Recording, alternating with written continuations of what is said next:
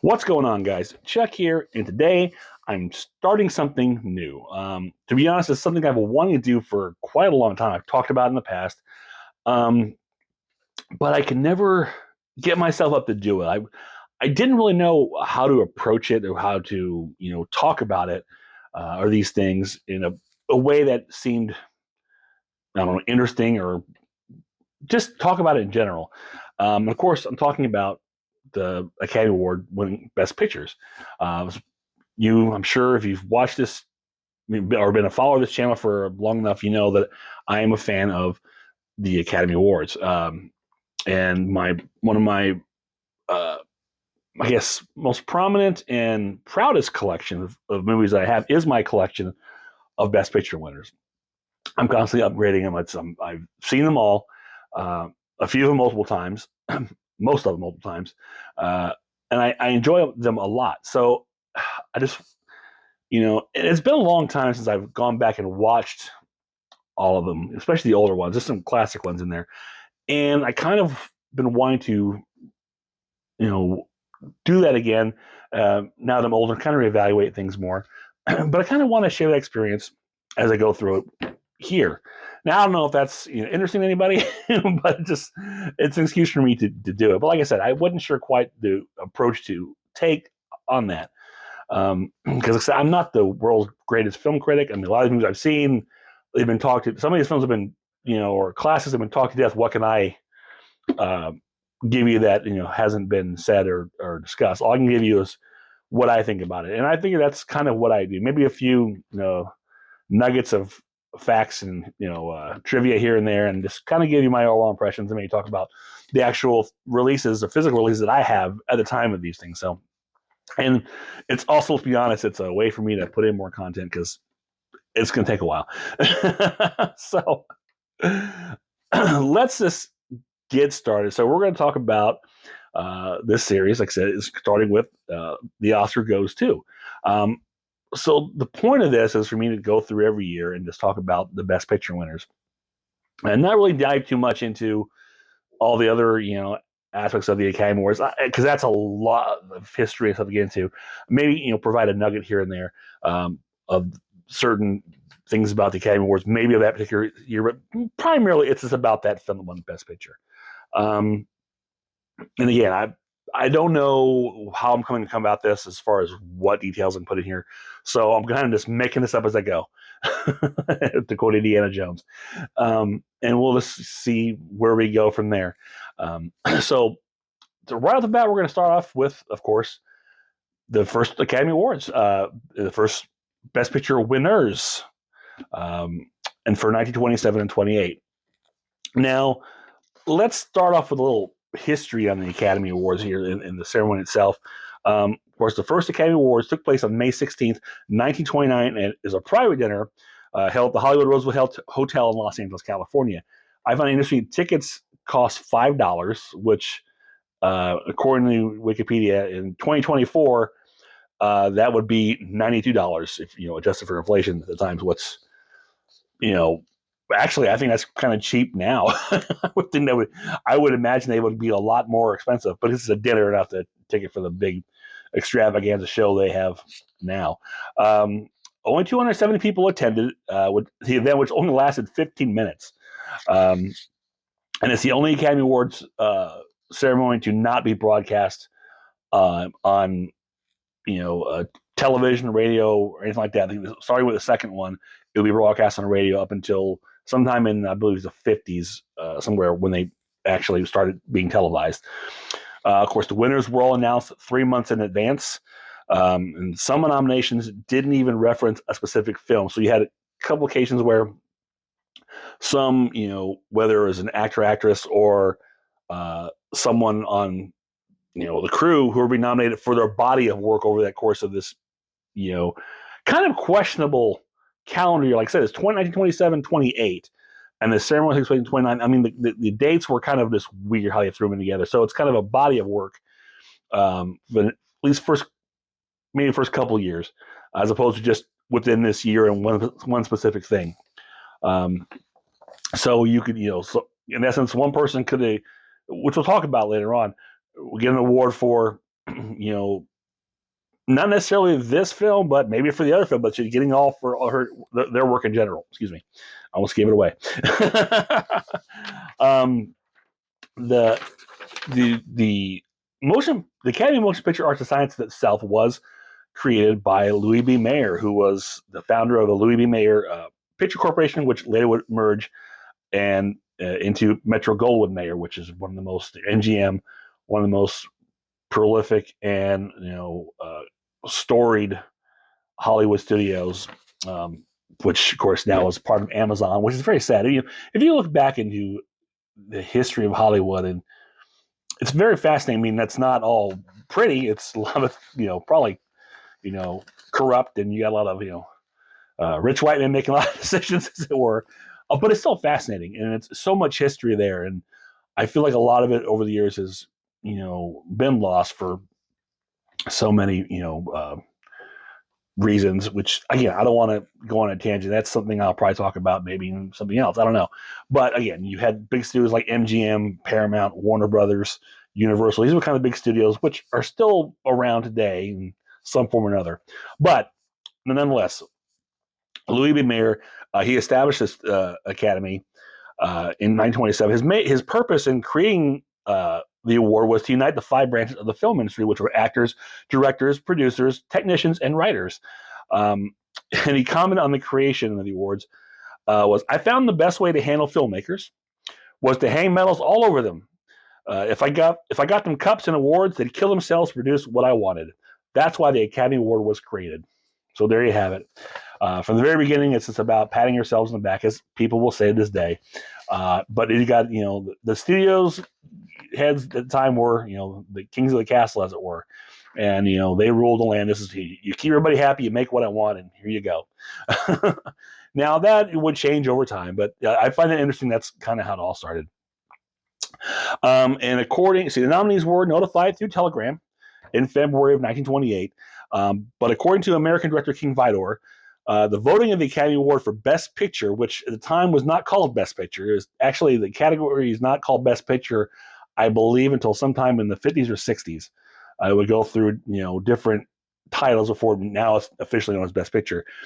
But that selection or nomination was in the hands of the American Motion Picture Arts and Sciences founders, which were Louis B. Mayer, Douglas Fairbanks, Sid Grauman of the Grauman Chinese Theaters, Mary Pickford, who I believe was the wife of Douglas Fairbanks, and Joseph Schenck.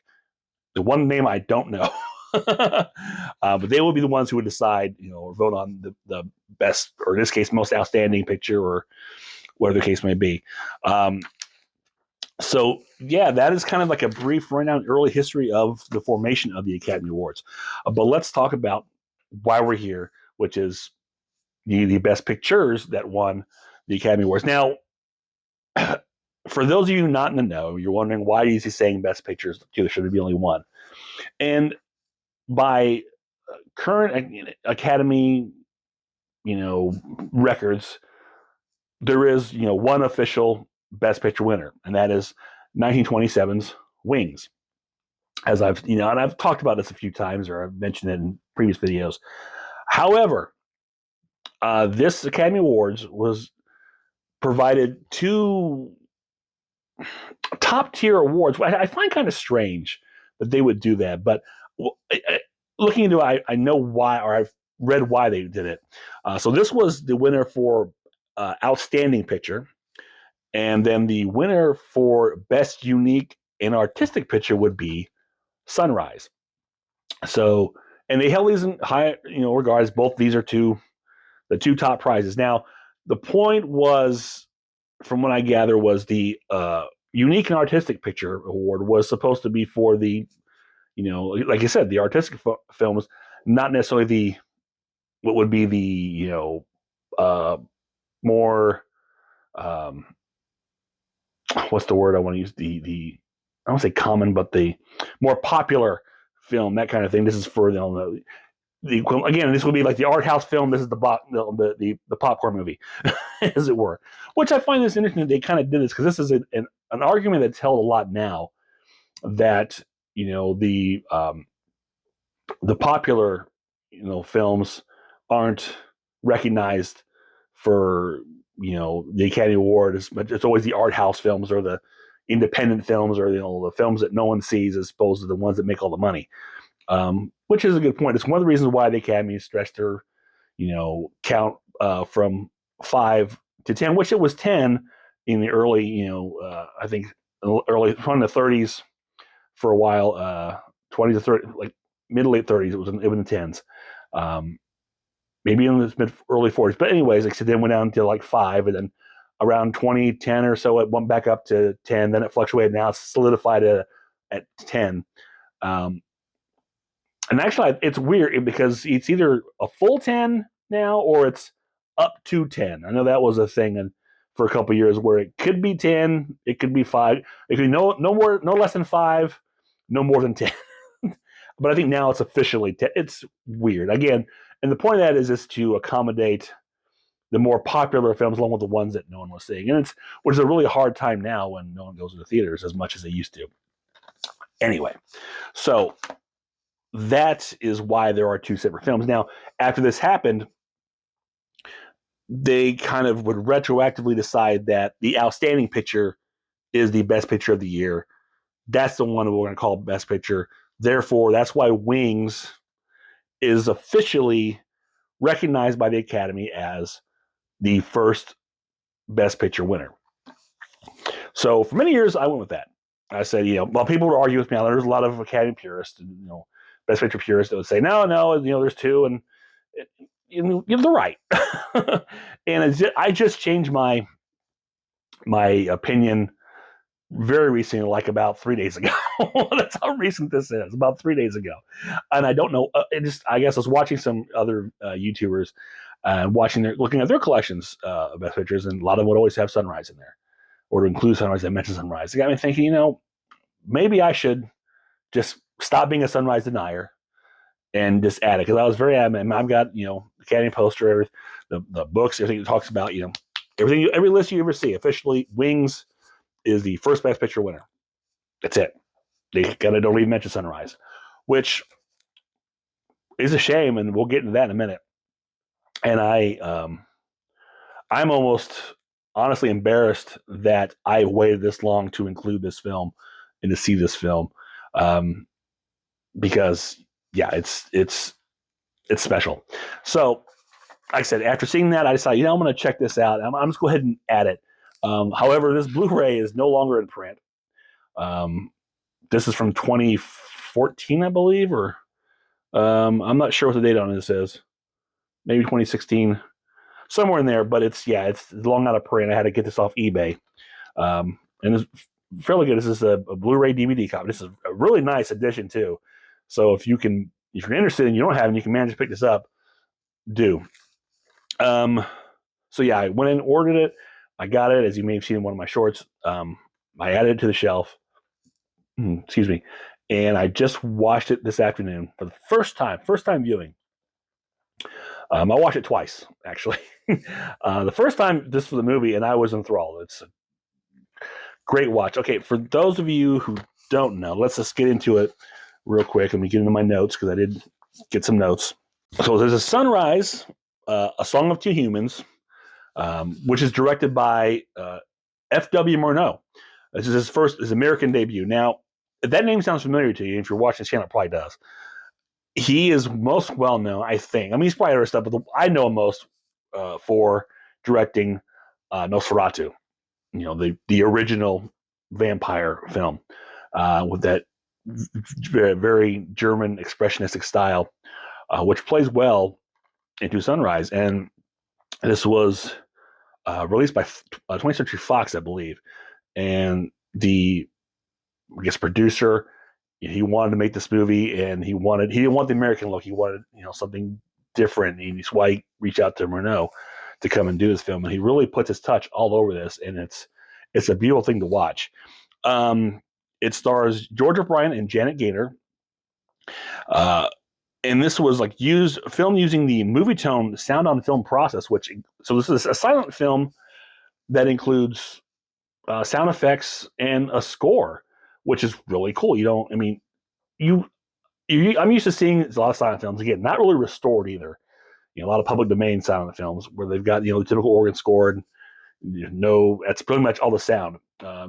So this is kind of cool, and I see these kind of things. I would think that, okay, that's just put in after the fact. That's not how it really was, but it turns out, yeah, it was. Now, obviously, it's probably been restored a little bit, clean up, which is something I'll talk about with Wings.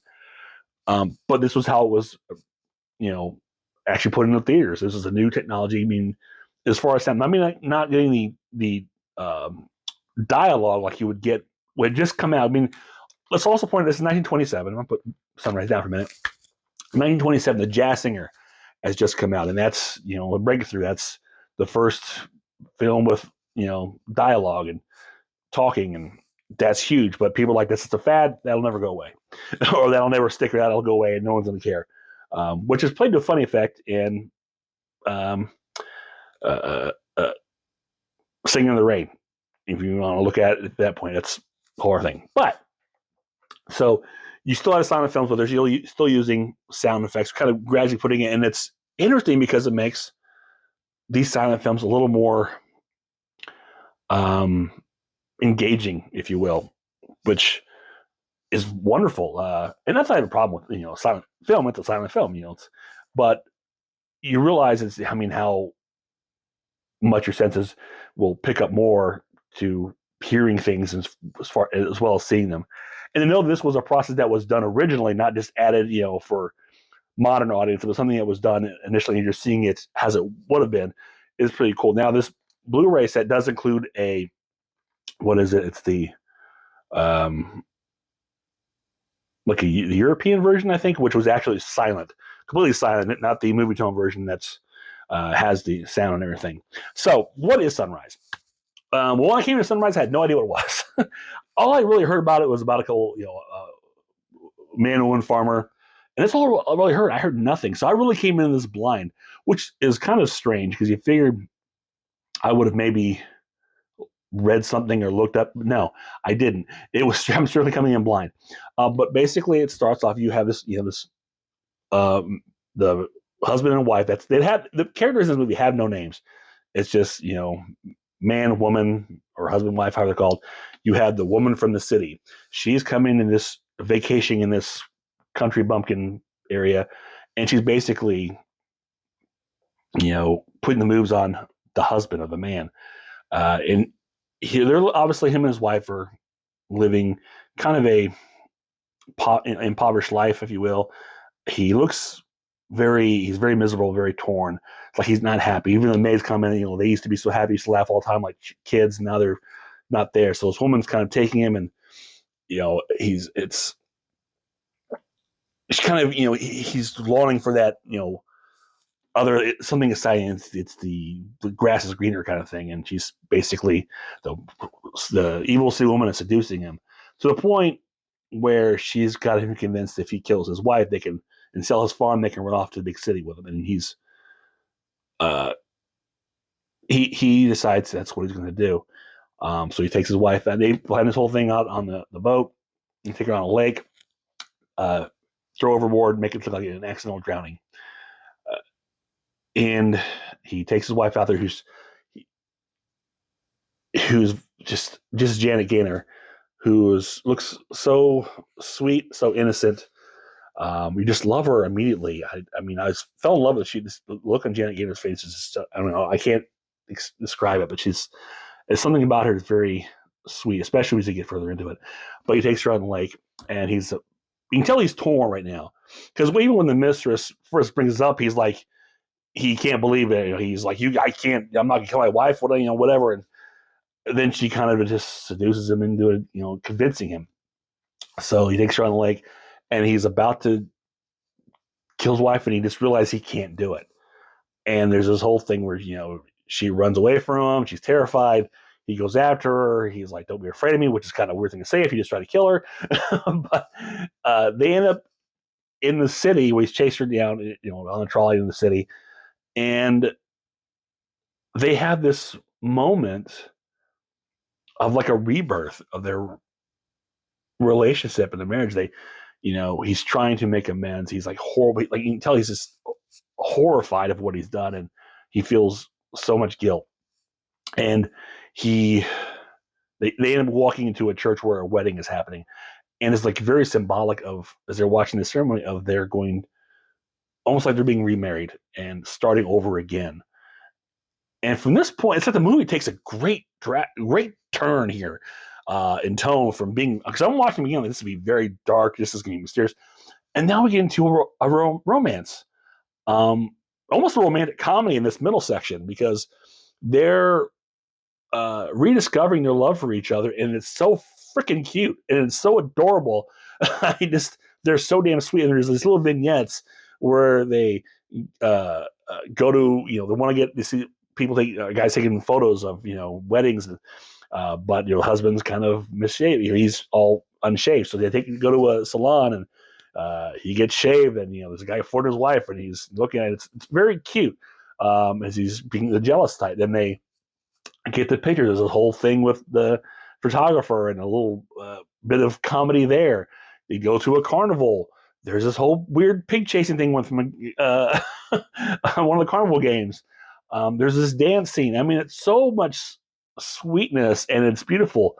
And you realize they've kind of found their love for each other again, and it's great. And hold on, watch as I wait for the other foot to drop, because this is what I'm waiting for.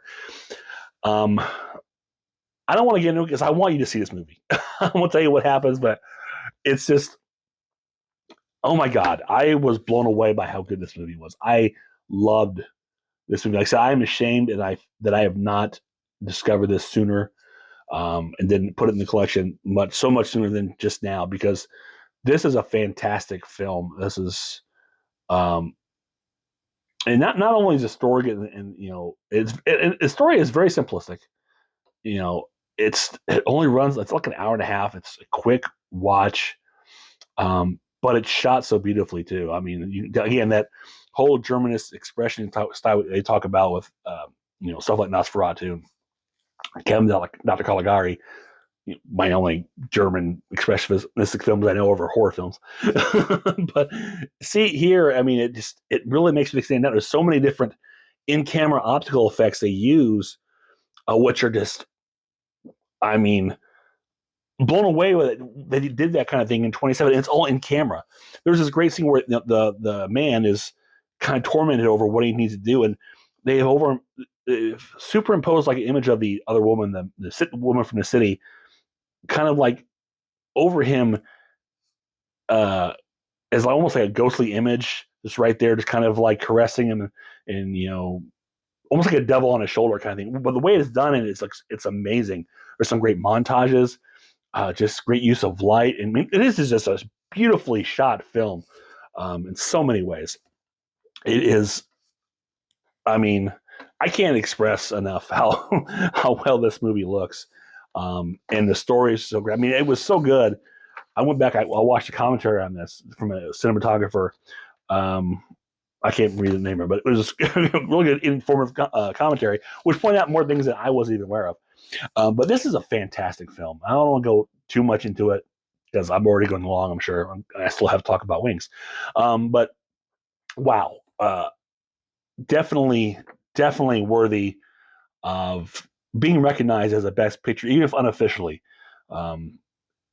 So what Sunrise, it was nominated for 4 Academy Awards, which it won 3, and those were it won for obviously Best Unique and Artistic Picture, and for Best Actress for Janet Gaynor. This is what I was talking about earlier, but she also was in Seventh Heaven and Street Angel. So those two, along with Sunrise, is what's listed as what she was nominated for.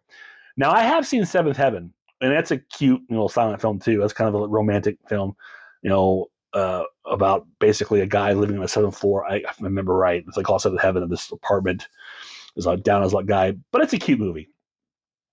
And I think Janet Gaynor will pop up later on. She was one of the first early multi-Academy Award winners. But I mean, I haven't seen Street Angel, but I will tell you that Sunrise is definitely, I think, stood out to me more than her performance in Seventh Heaven, which again, that was years ago. But that, I don't feel the gravitas Sunrise. And it also won for best cinematography, and rightly so, by Charles Washer and Carl Struss, who were, I don't know how they had a team or one replaced the other. I don't know how that worked. And it was nominated for best art direction for Roches Gleese, but it did not win that one. But again, it's definitely worth all the recognition. I've seen a lot of notes saying that it's been declared one of the best silent films ever. It's, let's see what notes here. As one of the first 25 films selected for the U.S. Library of Congress, that's huge. I mean, so many films to put in there, but it'd be one of the first 25. That's impressive. And since the original 35 millimeter negative was the original American version was destroyed in a 37 Fox Volt fire. A new negative was created, though, from a surviving print. And unfortunately, it appears this film, like I said, is now in public domain as of 2023, which one of the reasons why you probably, well, actually, it's weird. You feel like you'd probably find this out, but no one's going to distribute it. You may find it somewhere. I don't know where you could find it, honestly, but it's public domain. It's out there somewhere. Look for it. Definitely. I know you're saying it's a silent film. This version, which you can find on eBay, the price may be a little high in some cases, but you can probably, finagle something. But this version does have, I said, it's the movie tone version with the movie tone sound with, again, a consistent score and sound effects. So it's a lot more engaging and you're into it. One thing that's interesting too is not a lot of title cards to read. Which is something you see a lot of silent films use, but I guess Murnau did not care for them, and he didn't use too many of them. And very few are used here, and there's a couple that are used to good effect to emphasize, part of the story. Like, for instance, when the mistress is talking to the man about, drowning his wife, it shows that title card, but the title card has this drowning effect, like it's just really emphasize that. One thing I thought was a nice touch. I'd never seen that in a title card in a silent film before. But yeah, so this also includes some outtakes, a trailer, which is kind of strange because it's silent and it's just looking at it, that's weird. But it's a really great addition if you can pick this up or find it somewhere, stream maybe that's public domain. I don't know. But that is a film, like I said, that was the honorable mention Best Picture, which is too bad.